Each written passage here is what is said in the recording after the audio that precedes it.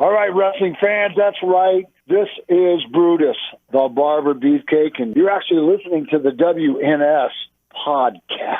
You're listening to the official Wrestling News Source podcast. For all of your information, go to WrestlingNewsSource.com or check us out on Facebook by searching WrestlingNewsSource.com or WNS Podcast. You can also find us on YouTube, Twitter, Stitcher, and iTunes by searching Wrestling News Source Podcast or WNS Podcast. Now being broadcast in over 45 different countries, here are your hosts, Daniel Herron, Tyler Abear, and Doug.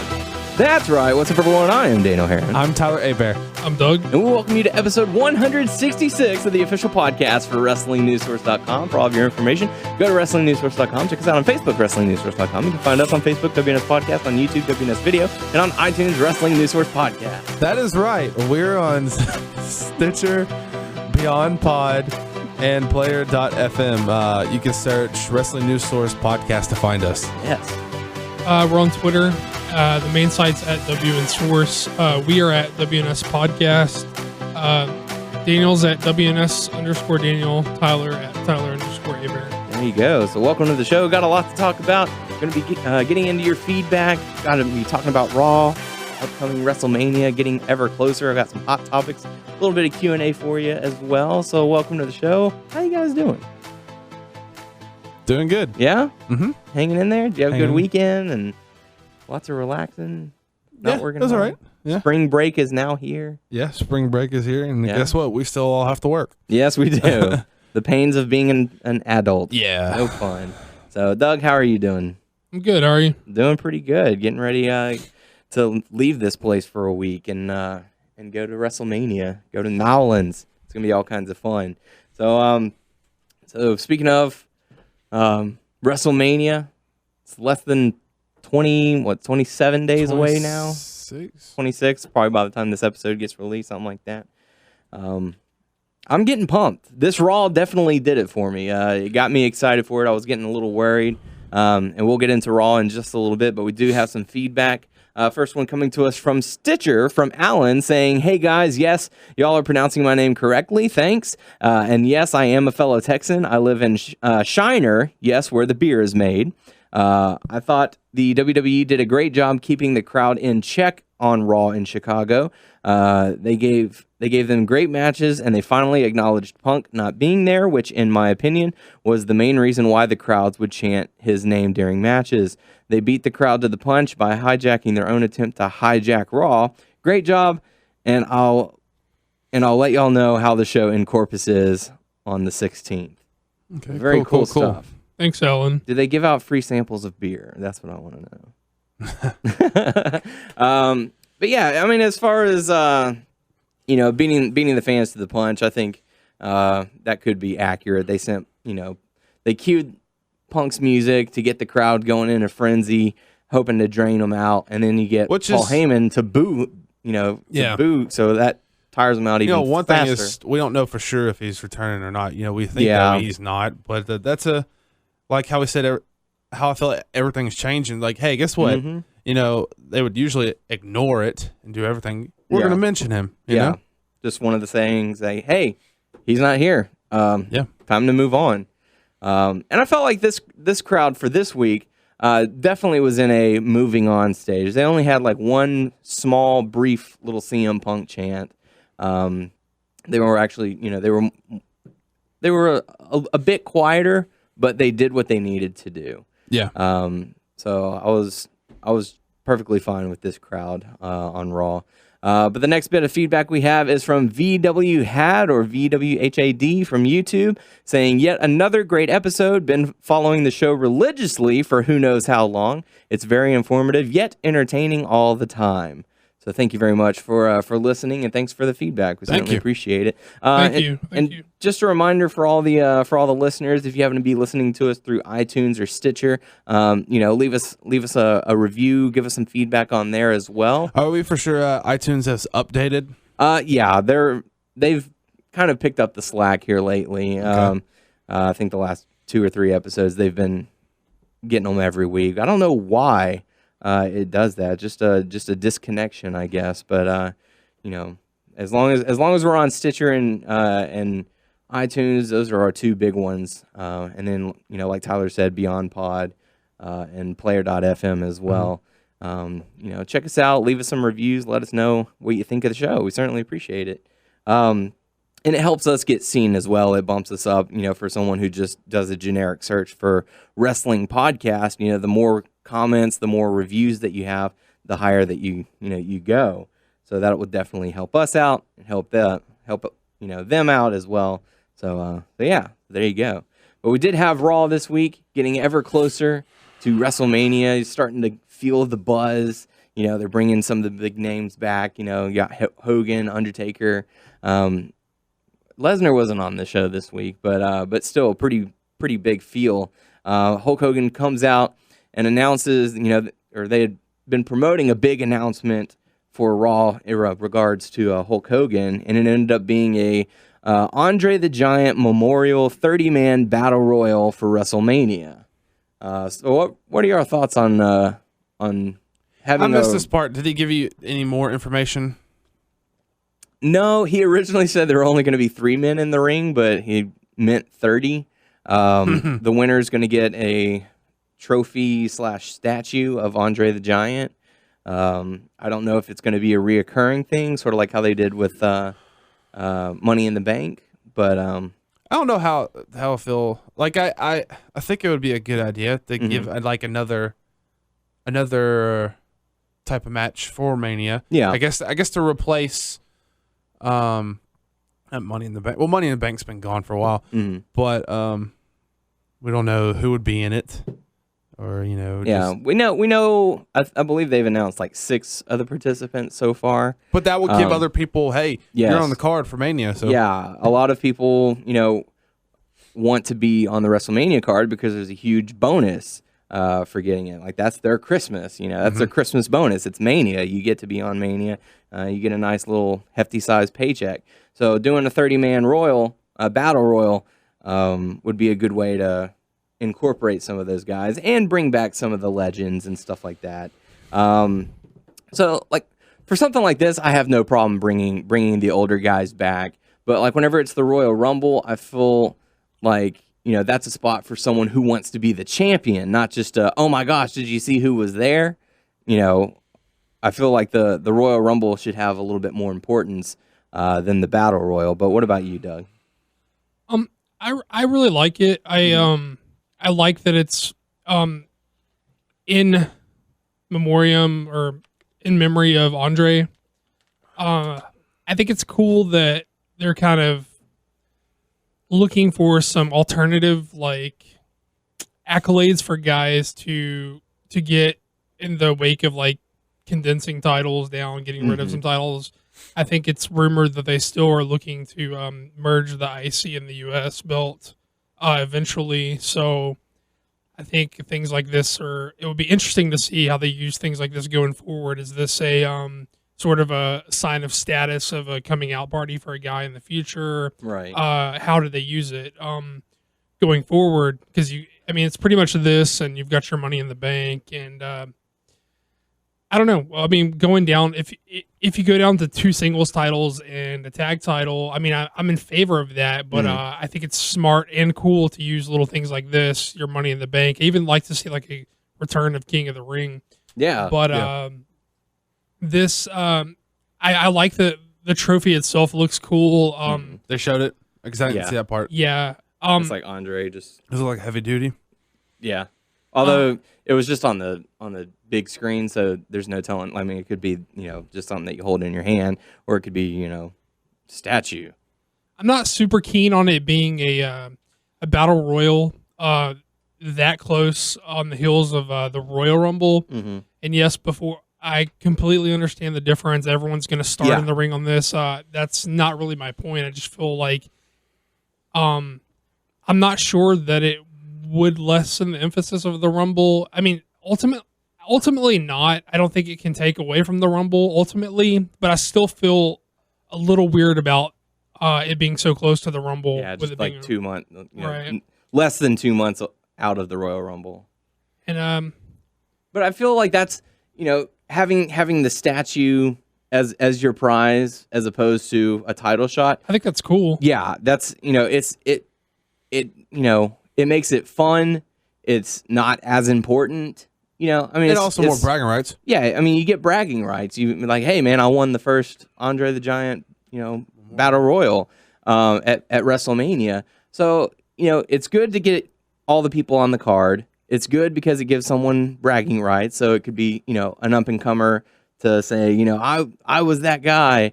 Well, someone on the show did say, and it's not real clear at this point if they made a mistake or not, but someone said inaugural, so it seems like that would hint that they would do it yearly. They're going to do it frequently. Which they almost always do the pre-show Rumble anyway. Yeah. So it would just be like them throwing it on the card instead. Right.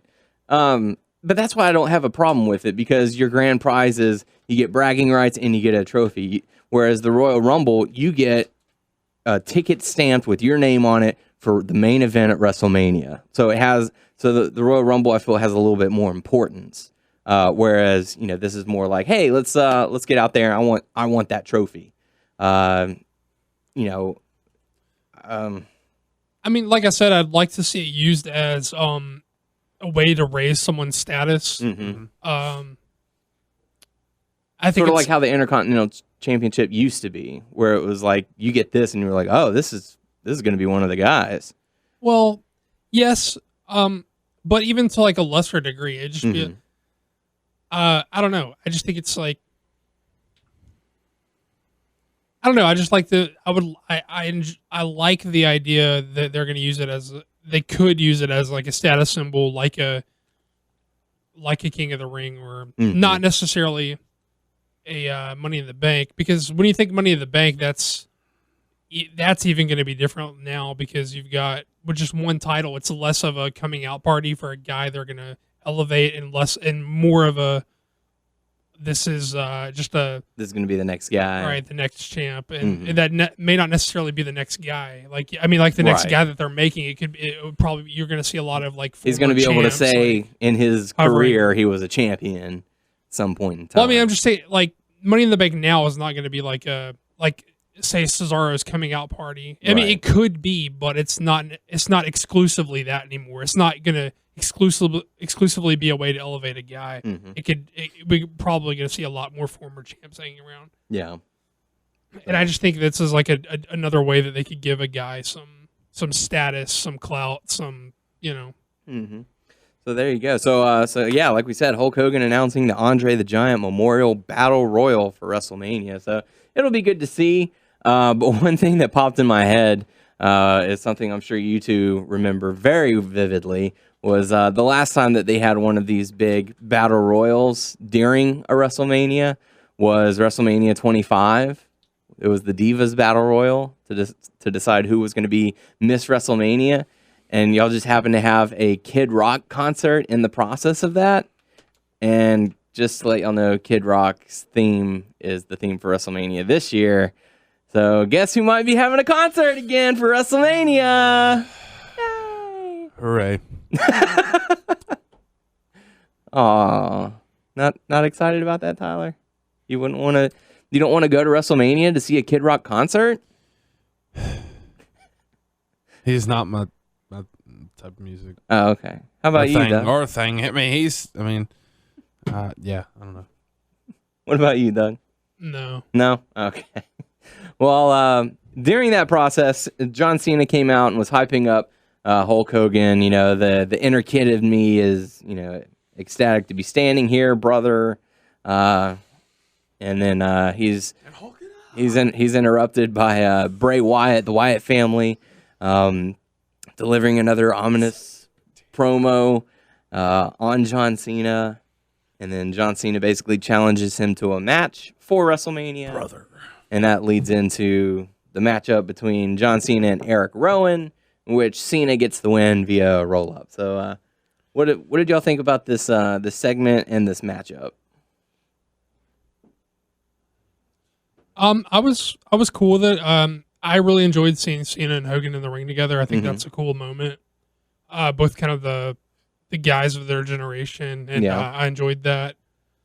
As far as the Wyatt stuff, I mean, I guess they tried to put over the statue or the Andre Battle Royal right off the bat because they sent Cena out to say he wanted in on it. Yeah. Which is kind of a nice touch. No one took it seriously, but I mean, it's cool for someone to be like, well, that guy wants the spot or whatever. Something new for me to achieve, Well, just it didn't get. He wasn't like, who gives a fuck? I'm above that. It was like, hey, I went in on that, so that's cool. That gives it a little. He didn't like bury it. I mean, right. Which is cool, but ultimately we knew the Wyatt thing was happening. Yeah. He did pretty much bury Bray Wyatt's gimmick, saying, "Oh, you look like a homeless guy." A couple homeless guys who've been hanging out at the Cracker Barrel rocking chair, and what else did he say? Wore a Hawaiian shirt. He was singing like Jimmy Buffett song or whatever. Margaritaville. Well, what bothered you about that? Did it bother you that in practice or in theory? I mean, I guess what I'm asking is, did it bother you that he took like a guy with a spooky, like supernatural-esque gimmick and he kind of joked about it, kind of making light of his gimmick, or did you dislike Cena's like delivery, specifically the way he went about doing it? Is it the act or the thought? I would think it's just the way that he portrayed it. Like, you're not that much of a threat to me. He could have, he could have said that, but he could have said also, hey, I know what you guys are capable of. Y'all almost took me off the shelf, but you're gonna have to do better than that. He could have added. I feel like he could have added just a little bit to it to show like, hey, I'm here to have a good time, but I also know that you could be a possible threat. I don't know. Maybe comedy was a defense mechanism, however you want to word it. But I mean, I don't know. I think it's a touchy subject. Like I didn't like it. I thought he reined himself in rather quickly. Like he pulled himself back into serious pretty quickly. Yeah. But my problem is almost more so in practice than in theory. I mean, I think if you have a problem with him making light of like a guy with like an evil gimmick or like a spooky gimmick or a supernatural gimmick or this type of like darker gimmick, then I think like if that's something that bothers you, I think like we would have to like reevaluate like how we felt about Punk and Taker, because Punk pretty much was like, you're all smoke and mirrors. Yeah. Like, you're a joke. Like I see through your shit. So that's really the same thing. So maybe mine is more like in practice. Like I didn't like the way he went about it. Than in theory, that if you just don't bury a guy's gimmick like that, like I don't know. To me, it was just the way he did it more so than the fact that he did it. It felt like The Rock's like B material or something. It felt like it felt very much like a Rock's, like something they would have wrote for The Rock to say. Definitely. And that's not Cena. Like it would have been. It's like one step above saying, "Hey, man, speaking of Cracker Barrel, you look like you've been there, quite frequently. You're looking a little husky there, or something like that." I don't know. I wouldn't go that far. Or even, hey, man, you'd be great for the next Scooby Doo meets WWE movie or something like that. See, I think that's a different ballpark we're talking. I think he was just like I think there's a difference between what you're saying and asserting like dominance or asserting that he's done stuff like that before to other people. Because are you just talking about like he's saying the fact that because he did Bray Wyatt because of specifically Wyatt's type of gimmick, that he's got like that edge to his gimmick, and to me it's how he did it, not that he did it. Although I can see instances where the fact that it's a larger if you're saying it's the fact that he did it, it's a larger conversation. We would have to reevaluate like feelings of how Punk interacted with Taker, which I think we were all fine with at the time. Yeah. Well, that one was also borderline just because of what had happened with, the passing of Paul Bearer, which, you knew they were going to incorporate it, but, they did some things where you're like, that might be a bit too far. Well, there's a difference between juggling an urn and saying you're smoke and mirrors. Yeah. It's two separate things. And the fact that he said you're smoke and mirrors, I don't believe in shit like you. I see through you.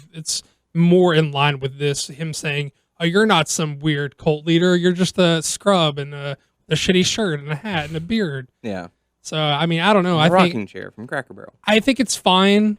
I think it's fine to critique Cena's delivery and the material itself, because I did think that was bad. Mm-hmm. But I think if you're gonna say, I think it's very hypocritical to say he shouldn't challenge his gimmick in that way when almost unanimously Punk was praised for handling that same type of situation that way. Right. Yeah. So, I don't know. It's just weird. I don't know. I know when I saw it, I didn't really like it. I was just like, man, just, cut the legs out from under him. Like, they're supposed to be building towards this, not be like, oh man, you got no chance. But I don't know.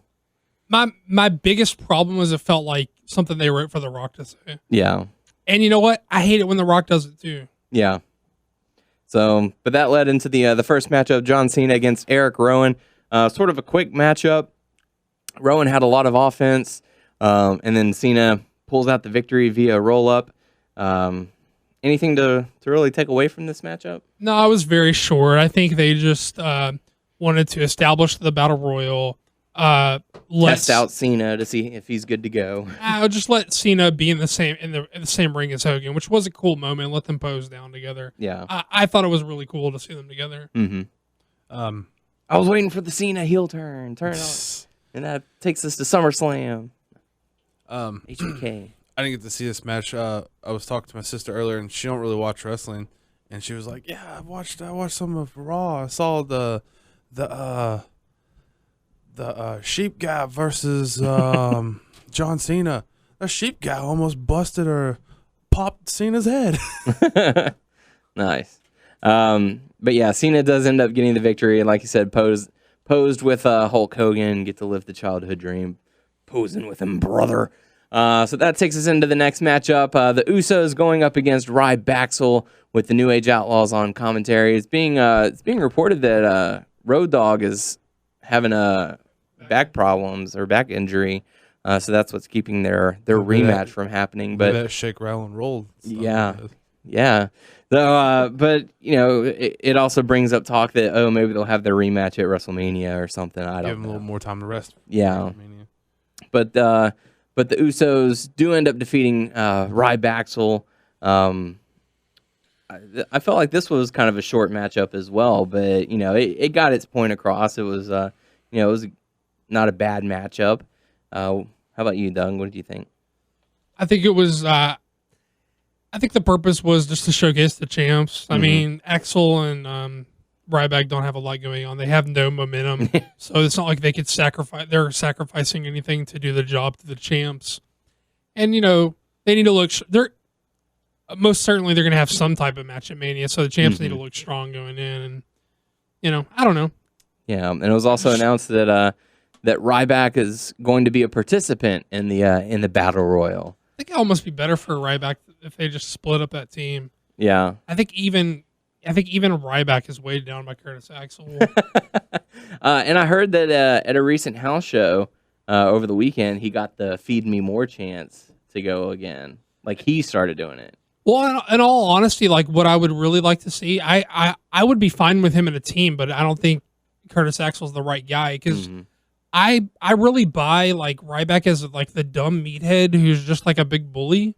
Like I would be cool with that. Like I would like to see them break up the Real Americans, put Swagger and Ryback together as like Zeb's just the loudmouth smart guy because I totally buy Swagger as a dumb meathead and I totally buy Ryback as a dumb meathead. So I could totally buy them as just his henchmen that Zeb's just like talking loud and being a smartass and they just kind of enforce whatever he says. Especially since Swagger doesn't know the rules of a wrestling matchup. Right. Yeah. I mean, like, I don't know. I think what I really, I mean, they're going to break him up anyway. And Cesaro's got a bright future. Like, I'm not sure that Swagger is ready for the next step. No. And I don't know that Ryback is either, but I'd really like to see them kind of under Zeb together. But Curtis Axel needs Ryback to stay in the picture. I mean, he can go do darks or something, like dark matches. I don't know. But this is getting him airtime. That's what he wants. I mean, I don't care what he wants. I mean, it's not my job to make him good. Yeah. So, who knows? We'll have to see what happens in the future for that. But the next thing we got to see is a backstage segment featuring Kane and the Shield, where Kane's basically saying, hey, we're going to evaluate to see if you're still useful for the Authority. Y'all lost the tag. It all started whenever you lost the tag team titles to the Rhodes Brothers. So we're going to see if y'all can exercise that demon. And I like the fact that they all kind of ganged up on Kane. We're like, are you just pissed off because Daniel Bryan beat you on Raw and then on SmackDown? Like, what's the deal? What's going on? Yeah, I liked it a lot too. I like that they're just shot it back at him. Are you deflecting because you've lost? And what I really like is like when they announce a match for them, they're like, yeah, fine, that's cool. We're here to fight. We'll fight, guys. You know, I like how they don't have. They're almost babyface at this point. I mean, they kind of are, but they're almost.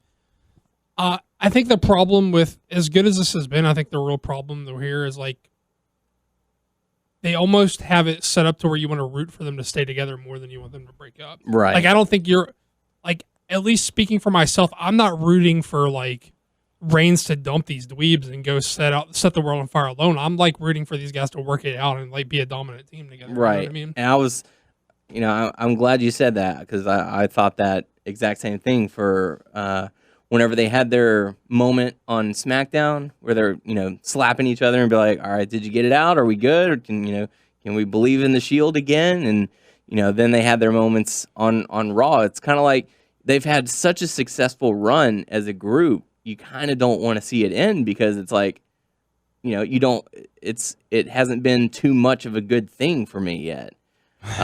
You'll realize it when it's gone. Yeah. And, but the problem is I think if you break them up, you don't have enough spots for all the guys. I think it's better for them as a team right now. Even with Reigns, I think it's better to keep them together, because what are you gonna do with those three guys? And there are guys out there who deserve their spots more than the Shield do at this point. I'm not saying ever. Ever, but I'm saying at this point, like whose push are you going to sacrifice for these guys? Yeah, you got Cesaro. Because you have to take away three people for these three to have their moment. And you got Bryan's hot as hell, Cesaro's hot as hell. Like, whose spot are you going to give one of those guys, right? So keep them strong and keep them together for right now. I think the strength of them as a team is, and the strength of the storytelling of them as a team is, they are able to display dysfunction and be like, but we know we work better as a team. Yeah. So we know that families fight, we know that friends fight, we know that teams fight, but ultimately we know like we got each other's back. And I think that's cool. Like, and there's a lot of talk going on that, it's going to be a triple threat between these three at WrestleMania. Begrudgingly, I'd be fine with that. I would be fine with it, but have the story continue after that. Like, have them say, all right, dude, let's just get this all out of our system so that we can get back on the same page. We'll have a match at Mania, just for the hell of it. Dean, you put your title up for grabs. And then, and then you can even have Rollins or Reigns win the U.S. title, which is going to continue the dissension. Be like, well, Dean, I was just a better man than you that night, but give it to Roman. Yeah, and be like, I've got the title. And it could be something that creates more cracks in the Shield and, keeps the storyline going. Like, I don't want WrestleMania 30 to be the end of the Shield storyline. Like, I'd like to see it continue just a little bit further. It would be okay for that to be the end if they had 3 spots for these guys. Yeah. But they don't. But I think it's more promising for them to stay together at this point. And they haven't told the story in a way that makes me root for them to break up anyway. Yeah. They're making me want them to stick together, as evident by the live main event tonight. As much as they have shown dysfunction between Reigns and Ambrose, and as much dissension as there's been there, Roman Reigns helped Ambrose retain against Mark Henry tonight. Yeah. As much as they've kind of as much as in that same match, Reigns kind of shit-talked him when he got tossed outside. He's like, you kind of look like a bitch there, bro, whatever. But he helped him retain the title, has his back. So, I mean, I kind of like that, as dysfunctional as they can be, like when the chips like hit the table, they're like, fuck that, like we're together, And you also have to look where teams have been lately that have been split up. Where's Titus O'Neil? Where's Darren Young? Where's Brodus Clay? Where's Tensai? Yeah, but where's where were they Xavier Woods? together? Where's R-Truth? But where were they together? The same. They were as irrelevant together as they were apart. Yeah. These guys are super relevant as a team, and I fear that breaking them up would cause them to become irrelevant because you've got. That's what I don't want to happen. Right. I don't want these guys to fall into obscurity and end up on the dark matches or anything like that, where you only see them at house shows. And I don't think that would be the case, but I feel like they would just kind of be. I think at least two of them would be wandering like aimlessly. Yeah, it'd be like Big E right now or Ryback or somebody who's like they were high on him for like a few months, but now he's just like meandering. You go out there and have a match. Okay, thanks. So keep them together and keep them hot as a team. Yeah, you could babyface them at this point, even. I mean, like, or they could walk the fine like tweener line that they are right now, even. Yeah. But they don't have to keep them in trios matches. They could just keep them as a team. Yeah. So hopefully the Shield storyline will continue. Protect the Shield. Yeah, protect it. I still believe. But yeah, so who knows? Next up, we got to see, speaking of Big E going up against Jack Swagger. Another short matchup. Cesaro and Zeb were on the outside watching the matchup. And I didn't get to catch this matchup. I'm getting ready to move. But what did you think about the matchup, Doug? I mean, it was fine. It was more of a plot device to further the breakup of Swagger and Cesaro. Mm-hmm. Basically, it was Swagger kind of said beforehand, he was kind of like, I got this. And then when Zeb went to kind of interfere in his match, Cesaro was like, no, he said he's got this. So then, like, when Swagger lost, Cesaro was kind of like chuckling at him or whatever. And so they got into like a shoving match over it. And Zeb made them shake hands, and Cesaro gave him the old like really hard handshake, and he was kind of like crumbling under him, which it came off pretty hokey, and I could have done without, except for after the fact, Cesaro did the whole like blow the smoke off the pistol and holster his hand, like, which was really fucking awesome. So it went from hokey to like super cool. So I don't know. Just like that. Yeah. So next up, we got to see the Undertaker come out. The Undertaker to make his big announcement that they had been hyping. But before he can say a word, Paul Heyman appears. Very humble, Mr. Undertaker. I know. Mr. Undertaker. Sorry for interrupting you, but I'm asking you not to go up against Brock Lesnar because I'm a fan of the streak. I don't want it to end, but I know that if you go up against Brock Lesnar, the streak will be conquered. Just did killer work on the mic. And the Undertaker, responded, the fear of death is worse than the actual death, but the fear of unknown was like worse than anything, something. But just really good mic work from Paul Heyman. He is a definite promoter, and we've said this time and time again. He will sell you on just about anything. I feel like he did a really good job. How about you?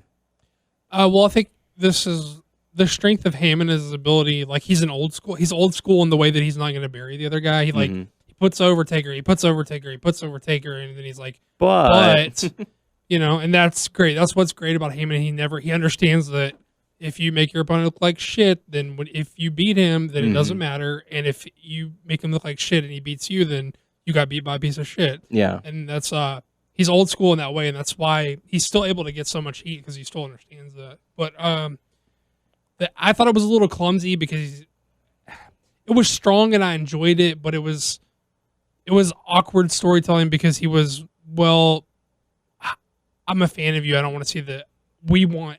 Last week it was we want to fight you, and this week he was like we don't want to fight you, but not in that but not in the way that it makes sense. He was like last time they were shown, they were like goading him into like signing the contract because they wanted to conquer the streak, but now he wants him to back out because he doesn't. He's trying to protect him. Right. So that's kind of like incongruent, you know what I mean? But and even last week when he sat in the ring and was like, I want the streak conquered. Right. Brock Lesnar is going to conquer. I mean, he covered it well enough. He's like a good enough speaker that he can like gloss over the incongruent consistency of it or whatever. Inconsistencies. And make it like sound fine. Mm-hmm. But it's a little odd. Like, make him out. You want to fight him or not? Make up your mind. You know what I mean? He's like, I was doing this for you. I wasn't doing this for Brock. Brock wants to fight. I took a week to realize, hey, if you do this, you're going to beat the streak. So right. But I felt like it was really strong work, especially with the numbers game that he did. But anyways, next up we got to see the Shield. Seth Rollins, Roman Reigns going up against Cody and Goldust. This is when I came in. This is where you finally started watching it? Yeah, at home. Yeah, but just everything that we've known to come from these four guys. Just excellent tag matches. Exciting stuff. The crowd woke up for this one. Just really good. And the Shield showed that they're still dominant and stuff like that. Even Dean Ambrose was close to getting in and fighting. Yeah. He threw his title. Oh, man, did that person on the crowd, let me pick that title up. That's on the barrier. But no, they did good. And, take it and run. They all four guys, and yeah. Just a really solid matchup. You really appreciate these guys when they get together. I didn't know how the crowd was until I started watching this or whatever. And when I turned on and I didn't know what was going on at first, and they was like, LL Cool J. I was like, the fuck? What's LL Cool J doing? I didn't know until they showed them and stuff like that. But I was like, seriously? God damn. I was like, they're chanting stupid ass shit again. But yeah, Roman Reigns and Seth Rollins end up defeating Cody Rhodes and Goldust in a solid matchup. Next up, we got to see a Divas tag match. The Bella Twins going up against AJ and Tamina with Natalya on commentary. So what did y'all think about this matchup? I don't remember too much from it. It worries me because it's like, what's the storyline going to be for AJ? Are they just going to have AJ going up against Nikki and Natalya and Naomi, and like, is she going to have to face like all the divas from the show? Yes, I think that's what they typically do, like a multi-diva match at Mania, and I think they're just establishing that by saying, well, so-and-so's got a pinfall over the champ, so-and-so's got a pinfall over the champ, belt. So-and-so's got a pinfall over the champ, we'll throw them all in there together, we'll do like a Divas Battle Royal, they'll do like a multi-diva match. I just beat that bitch's ass, picked up her title, and now it's on my shoulder. You want a piece? Come on. I mean, well, people always bitch when they do like people bitch in general about the divas, but they bitch when they just throw like a multi-divas match on Mania, but at least they're establishing a reason for doing it. Yeah, I suppose. But I mean, they don't have anything else going for the divas right now. No storylines at all.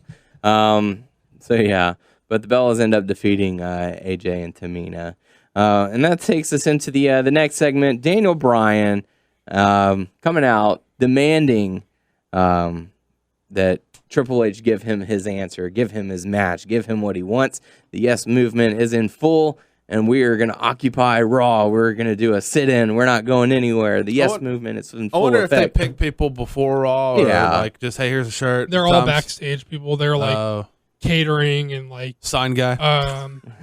Yeah, it was sign guy and catering and like people who work on like the sets and shit like that. Yeah. And that little kid. That was the only reason sign guy was there, because he's always in the audience. Yeah. How does he afford it? I don't know. But anyways, I thought this was an excellent segment. Major props to Stephanie McMahon. She displayed like hell on earth. Yes, hell's rage.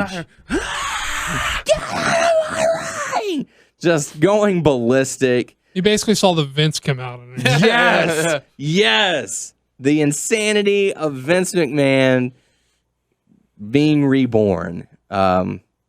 Just, the fact that she was screaming, since I was born, I've owned that ring. This is my family's ring. This is my ring. I own all of y'all. Get out. Get the hell out. Get out right now. I own the fans. I'm sure Triple H has been on the receiving end of a few of those tirades as well. Yeah, she owns me too. Yeah. So, I own you. My family owns you. You're going to give me a baby. But finally we get the match that we want. Daniel Bryan challenging Triple H. Triple H accepting. Daniel Bryan saying, wait, I think the people want to see me fighting for the title. So here's what we're going to do. If I beat you at WrestleMania, I get put into the main event of WrestleMania. So Triple H agrees. Holy crap. The crowd goes the end nuts. Part where he got pissed off. And he was like, that last part, like, hey, that's not all we want. And then they had to hold him back. Well, technically, they probably couldn't really hold him back. But the whole still, 2 security guards. Yeah. I'd like that. You got it. I'm going to kick your ass or whatever he said. Yeah. I like that. How about you, Doug? Well, to be completely honest, like as it was happening, I was like, this is so lame. Like when the people were hitting the ring, I was like, this is really lame. When they were going into commercial, I was like, this is weird. I had a very odd feeling about it. But yeah, I mean, as it was happening, I was like, this is super lame. And like, but once I came back from commercial and like the ring was filled, I was like, okay, well, that's a cool visual. Mm-hmm. But still, I was just like, I don't know. I don't know. But I kind of was not feeling the promo. Like I thought, like I wasn't feeling it. Like I thought Steph and Hunter brought their like A game. Yeah. But I wasn't feeling like what Brian had to say. And I thought it was lame until like the visual. I was like, okay, it looks cool, but I mean, it doesn't mean shit because he's not necessarily, there's not a lot of like substance to the promo. And it's kind of lame to like make a fake like rebellion or whatever. Mm-hmm. And, but I don't know. They sent like 2 security guards out for the whole thing. Like any other time, like if one of their asses have a small army. Damien Sandow. Like, Damien Sandow too. Oh, I'm not going in there. I was like, I don't know. This is weird. This is lame. I didn't like it. Forgot about Damien Sandow. And then he said, and then when he said, but wait, that's not all I want. I was like, all right, fuck it. It's cool. Like, I don't care. like I'll put up with how lame it was to get here. Like, okay. Ultimately, it was like hit or miss because even the crowd wasn't, to me, the crowd wasn't going wild. It was like the wildness was in the ring. They all did the yes. I don't think, even then, I don't think the crowd like lost it for him the way they should have.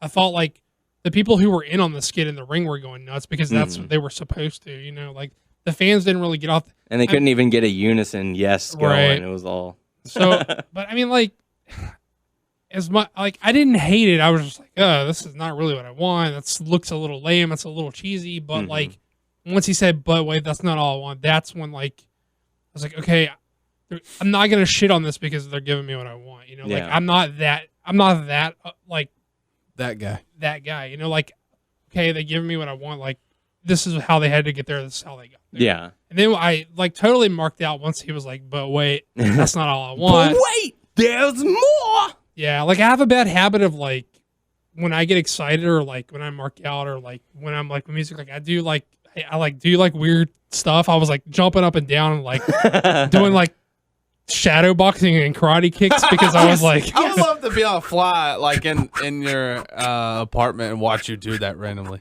Yeah, that's when. So I got hyped when he said, "But wait, that's not all I want." I had a real bad habit of I like listening to music with headphones or earbuds just because I can turn it like really loud in my like head and like most of like only the past few years I've lived alone. The majority of my life I've had like roommates or I've lived with girls and stuff, and like I would have a real bad habit of always like jumping up and down or like air guitaring with like headphones on and like people coming in being like, what the fuck are you doing? I'll be like, I'm rocking out, babe. Love to see you do looking that. like a dumbass. But no, like I didn't hate it, but it wasn't a slam dunk of a segment. But I'm not, who gives a fuck because I got what I wanted, right? Like that's the angle, that's the match, that's what I wanted, so it doesn't matter anymore. And finally, our WrestleMania tickets have value. I was really getting worried there for a little bit. Like, God, are we going to have to organize a walkout or something? The crowd. If I win, it's going to be Randy Orton, boo, versus Batista, boo, versus Daniel Bryan, yes! So, just, you know, I was definitely flipping out. It was really exciting. And I'm glad to know that we're going to get to witness history because it's going to be nice to see because we get to have the possibility of seeing Daniel Bryan wrestle twice at WrestleMania. Well, I mean, we're going to see him at least once. You don't set up that strip unless you put him in there. Yeah. So it's like a 2 out of 3 falls match. Like, you have to go 3. Yeah, it's like it's over in 2. It's like you don't set up a gauntlet match and job the guy on the first. Triple like, H didn't make Triple H tap. Oh. He'll get through Triple H and he'll be inserted in the main event, or they wouldn't have done it. So, I mean, it'll just be cool. Like, he's going to go up against the top 3 heels in the company in the same night. Yeah. Yeah.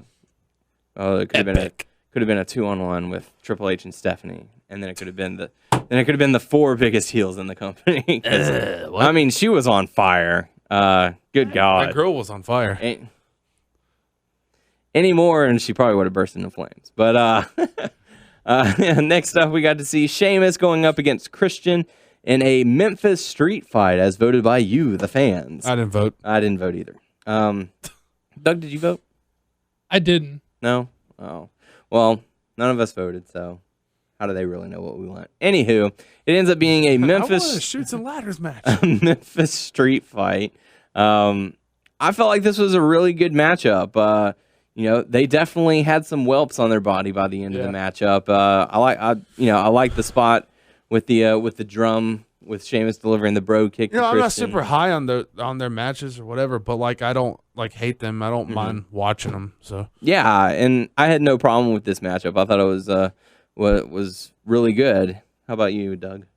Well, I'm more than just didn't have a problem with it. I thought it was an actively good match, and I thought they worked really hard for a bunch of people who couldn't give less of a fuck about it. And the marks were showing how much they were working. It's really sad because these dudes have been busting their ass for the past few weeks, and nobody gives a fuck because they have no heat. And they always get put on at like the worst possible moment. Like they went on right after this segment, right? And it's just like the crowd is just coming down from the Daniel Bryan moment, and so now it's like, oh, well, now we get to sit through this. But the match itself was really good. So. Yeah, I mean, these guys have been out there the past few weeks, like trying to earn a spot on the card. It's clearly Mania season. These dudes are clearly working hard. They're having good matches. It's just no one seems to care about these guys. And honestly, I feel bad for those guys. Like, guys, stop killing yourselves if these people don't give a fuck. Yeah, because they're leaving it all out there the past few weeks, and I feel bad for the dudes. Yeah. But Sheamus does end up getting the victory over Christian, so possibly the feud is over. But I know there's talks that they might try and continue it, like Christian wanting his revenge, wanting to get that match back, one more match or something like that. Well, they've wrestled so many times it would almost feel weird it feels like they could exhaust the feud before they would need a Mania match. You know what I mean? Yeah, especially with like 3 more weeks before WrestleMania. So. But next up, we got to see Bray Wyatt on the video promo accepting John Cena's challenge for WrestleMania. So we're officially going to see John Cena versus Bray Wyatt at WrestleMania. Run. And that takes us into the final matchup for the night. Daniel Bryan teaming up with Big Show to go up against Batista and Randy Orton. And after the Daniel Bryan Authority segment, Batista and Orton were none too pleased. And then we're looking for the Authority, but the Authority had already left. I didn't get to check out as much of this matchup as I would like to, but what did you guys think about it? I don't remember the end part. He did the running knee on Batista? He hit it on both guys. Okay. He hit on Batista. Batista rolled out. He hit on Orton. Ah, gotcha. He pinned Orton. Yes. Okay. Yeah, I mean, because he's got the least amount of heat in the triangle.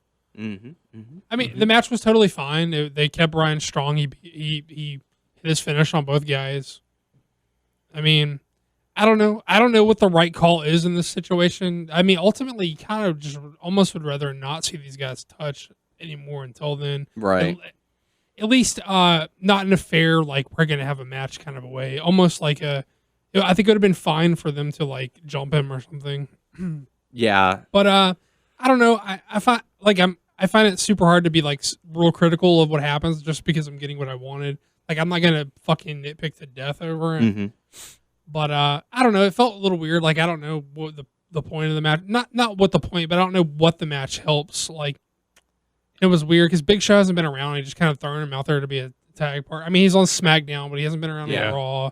And I guess he affected the finish on SmackDown. But that's give him someone, I guess. Yeah. Give him someone because Randy Orton and Batista don't like Daniel Bryan. So, yeah. But I mean, it was fine. I mean, like as long as in a credible situation, they kept him strong. Like I'm fine with him getting his ass beat. if they like jump him or if they have the advantage, as long as he looks credible in the like a fair fight. You know what I mean? Yeah, but I feel like this could be like the high note to end it, and then from here on out, like Daniel Bryan's just gonna get just the ever loving crap beat out of him.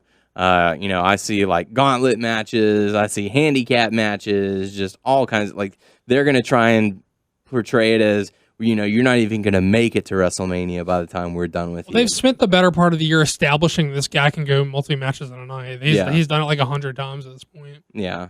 So like I could very well see the Monday Night Raw before WrestleMania, Triple H coming out and saying, "Okay, Daniel Bryan, you're going to be in the very first matchup, and you're not going to leave this ring until you are pinned." And you could have like the first 45 minutes of nothing but Daniel Bryan facing random opponents, and then it could be a 2-on-1 Batista and Orton versus Daniel Bryan or something like that. Just the opponents get bigger and bigger as the night goes on. Yeah, it felt real weird. I guess like he needed that. He needed the happy moment. I feel weird because I know like myself as well as almost a lot of people, almost everyone's been like, well, it's been too negative. They haven't given him enough hope. Right. But then I feel like so hypocritical because like when they give him some hope, I was like, maybe they shouldn't have done that there. But now that I think about it, now that I process it more, it was the right. Let him have that. Yeah.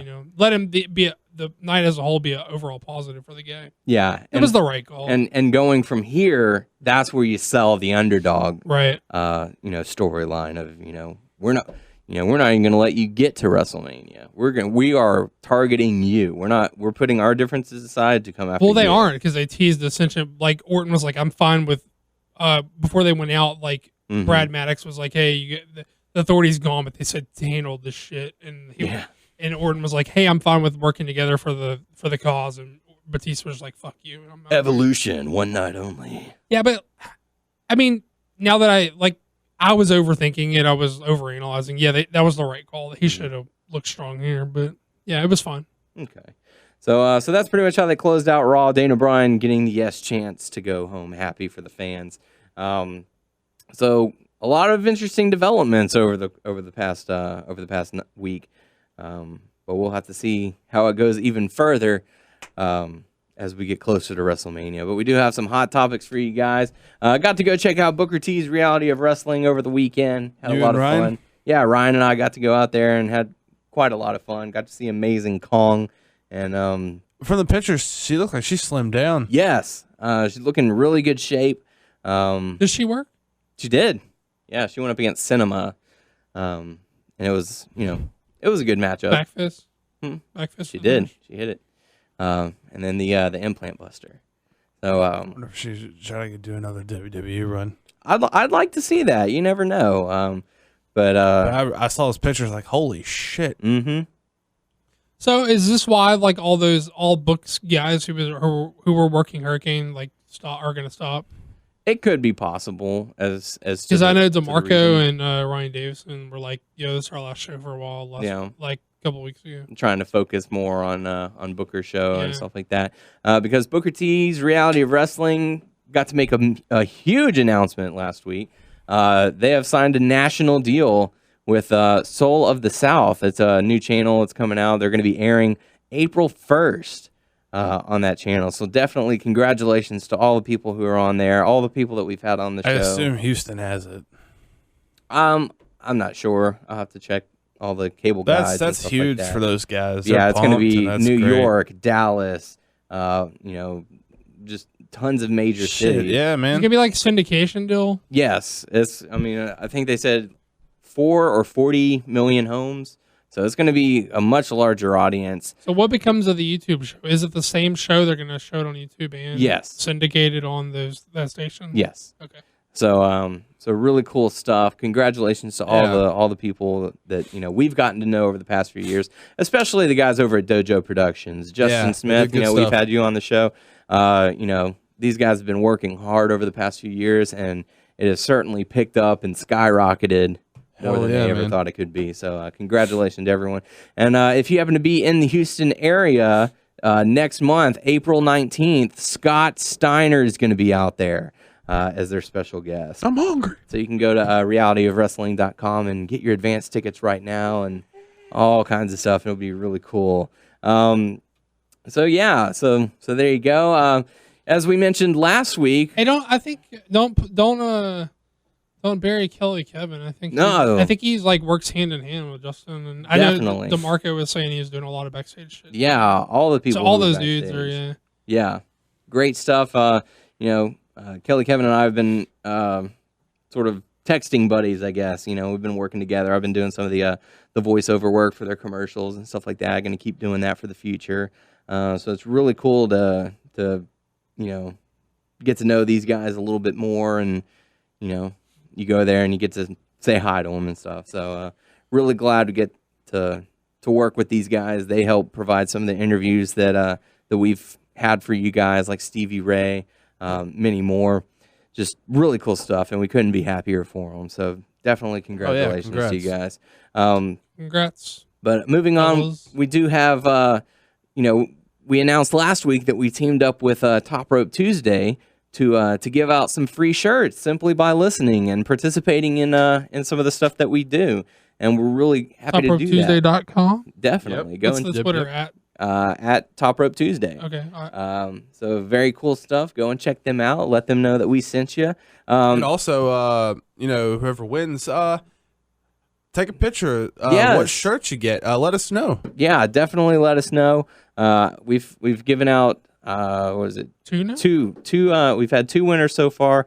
We just announced the 3rd on the Facebook page for last week's challenge. Our key phrase that we had, calling Tyler an asshole. Very fun stuff. So we want to send congratulations out to Christine for winning that one. And to let you know that our buddies from Clutch City Productions, they saw what's going on and they wanted in. All right. So they want to give you shit too. They're giving you free shit too. So you're going to be getting a prize pack. You're getting free shit on top of free shit. Yes, absolutely. So you're getting a free t-shirt. Not that neither Top Rope Tuesday or Clutch City products are shit. Right. We're just saying. Yeah. Slang. Yeah. Urban Dictionary. But yeah, so Top Rope Tuesday is going to be giving you a free shirt from their website. Clutch City Productions is going to be giving you a free 8x10 autograph from some really cool wrestlers. So, Christine, you're going to be getting a random shirt from Top Rope Tuesday, and you're going to be getting... Vicious and Delicious. Yes, Vicious and Delicious from WCW. You're going to get an autographed 8x10 Scott Norton and Buff Bagwell, courtesy of Clutch City Productions, part of the prize pack. So congratulations to that. Last week's guest, Scott Norton. Check your, last week's guest, who, as I found out as soon as we got off the phone, called our buddy from Clutch City and let him know that he appreciated the interview that we had with him. So really cool stuff. Yeah, he was a cool guy. Glad to have him on. He's welcome on the show anytime. Christine, make sure you check your other messages. There's a separate folder for messages who aren't friends with you on Facebook, and this is for anyone in general. If you are the winner, make sure that you have a way for us to contact you or for you to send us a message, so that way we can find out your address and your shirt size and we can get these prizes out to you. But last week was Doug, this week is Tyler, a new challenge for the Top Rope Tuesday Clutch City Productions prize pack. Do you want to do a key phrase, a keyword? What do you want to do? It's up to you. You've had all week to think about it. I know you've been studying and preparing for days on end. You, sir, get to choose what's going to happen for the next Top Rope Tuesday Clutch City Productions Prize Pack Challenge. Tyler, take it away. Tyler is the shizzle. So you're saying he's making it all about him. Why don't you pick something like I'll is universally spelled the same way? The shizzle. Okay, I'll do something different. I guess that's DASHIZZ. Yeah. Should be pretty easy. Tyler is the shizzle.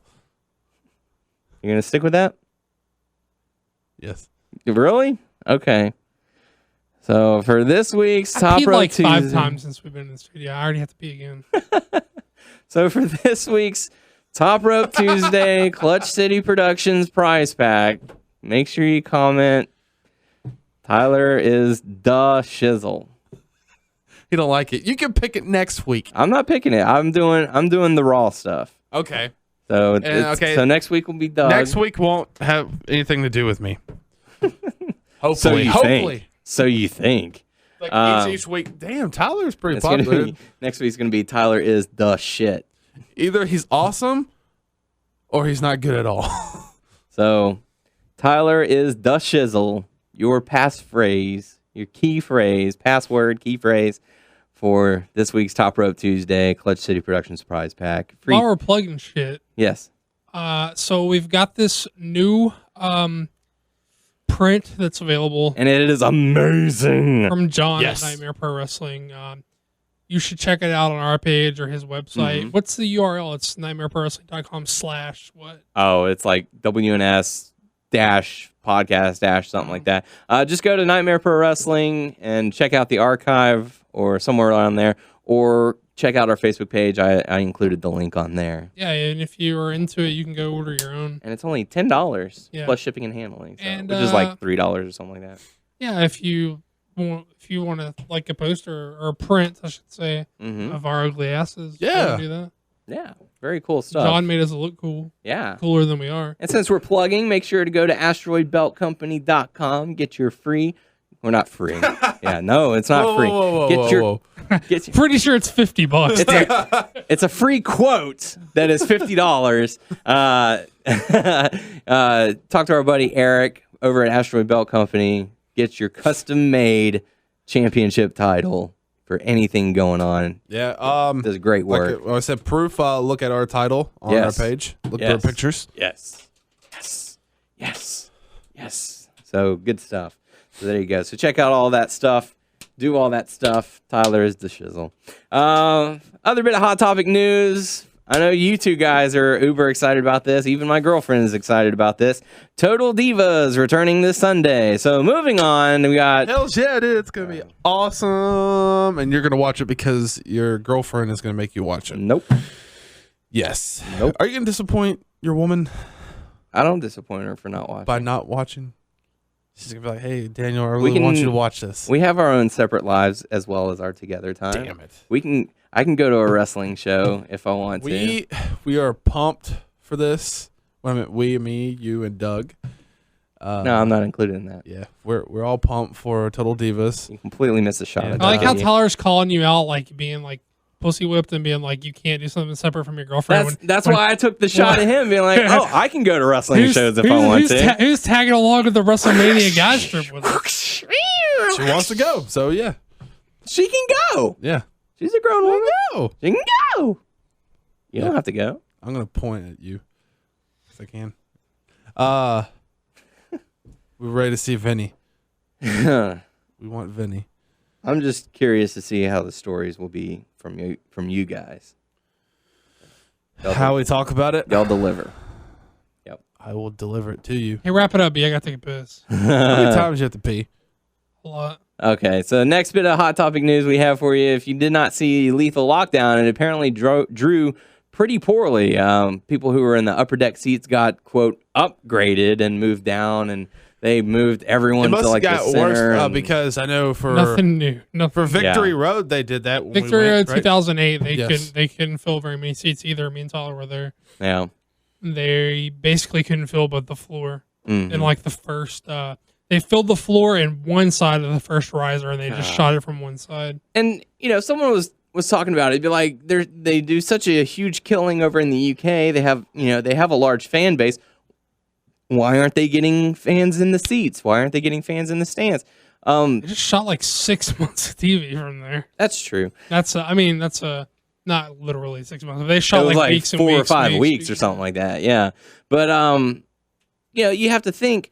Their audience is much smaller than the WWE's, and so whenever they go to different parts of the country, they might not have as big a following in those towns. So you're kind of hoping that the wrestling fans who are nearby will hear about it and go to it, but there are a lot of people who still aren't even aware that TNA exists. So also, not that it matters, but Bobby Lashley returned. Oh, since Hulk Hogan's gone, brother. Well, like Lashley didn't mean shit whenever he was in TNA last time. He means even less now. Yeah, and And I heard that Abyss stayed under the ring for hours on end just so he could reach his hand out. And he didn't wear the mask, though. Yeah, he took the mask off. That's weird. So he's Chris Parks. That's weird. Brother, whatever. I don't know about that. So there you go. There's your hot topic news. Time to move into the Q&A portion of the show. Your questions, our answers. First question come to us from Mike saying, do you think the 30-man Battle Royal at Mania will devalue the Royal Rumble? And we did talk about the Royal Rumble a little bit mixed in with the Battle Royal. I don't think it'll devalue it, but I feel weird about having a Battle Royal that close to the Royal Rumble. Yeah. I don't think the Rumble loses anything, though. Yeah. I think, like I said, at the top of the show, you've got the trophy as opposed to a main event shot at WrestleMania. And bragging rights. So, bragging rights, I guess. But, I feel like the Royal Rumble will still be considered as much more important. Whereas, if they were to make this a thing, it'll just be for bragging rights and a trophy. So there you go.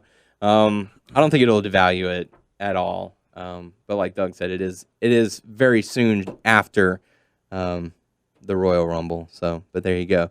So thank you for the questions. Make sure to submit your questions over on our Facebook page, WNS Podcast, also our YouTube page, WNS Video. Do we want to address the comment that we had on our YouTube page?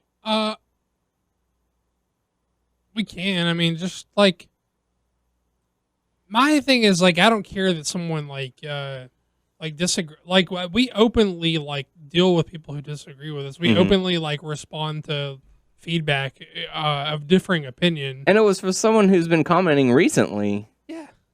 8 Luke S.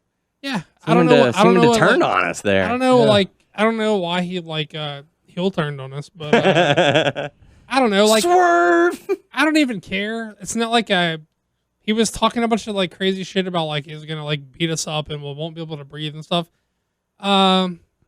which is pretty lame. But it's I don't know if it's a joke or not. Or I can't tell. Serious. My thing is with trolls. My thing is the hate speak used inside of it. Yeah. That's something I'm not cool with, and something I don't have any tolerance for. So yeah, I would appreciate if you didn't use that kind of hate speak, but I mean, if you want to feel like a hard ass starting to fight us from who knows hundreds of miles away on the internet, that doesn't make you look like a tough guy to me. Keyboard warrior. Yeah. All talk. Yeah. And all type. Don't believe the hype. Yeah. Don't care that you disagree with us. We open. We're open to anyone's opinion, and we will respond to anyone's disagreements. Yeah. Mm-hmm. But keep the hate talk to a minimum, please. Yeah, I don't even care that you were trying to play like you're hard on the internet, because obviously you don't come off looking like a badass when you're just shit talking about fighting people on the internet. Because you're talking on the internet and not fighting anyone. And it's real. You don't look hard talking big game from miles away. But that's not the point. Keep the hate speak down. We're not cool with that. We don't support that, and we don't want to deal with it. Yeah, don't make Tyler come and kick your ass. Let's do this. All right. So there you go. Make sure to also, where was I? YouTube. Make sure to follow us. Subscribe to our show on iTunes by searching Wrestling News Source. Sorry. Wrestling News Source Podcast. You can make fun of me when I talk. The shizzle. You can do that. I'm about to piss my pants. Can you guys wrap it up? Go! Go pee. I'll get the rest of the stuff. He'll do it all. He's doing all doing it. Making the show about you. Guess what? We're on Stitcher, Player.fm, and Beyond Pod. And hey, you can search Wrestling News Source Podcast and you will find us. Not WNS Podcast.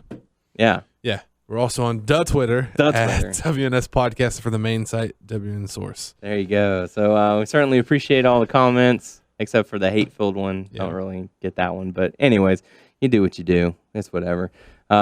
Make sure to leave us a review. We'd certainly appreciate it. Yeah. So there you go. For the podcast crew, I am Daniel Heron. I'm Tyler Abear, and Doug left for the bathroom. Doug is over there in the restroom. In the bathroom. So he can go pee. So he wanted me to tell you all bye. So bye. He would probably say, I'm Doug. Oh, I'm Doug. I'm not really Doug, but I'm Doug. Right. And we will catch you all next week.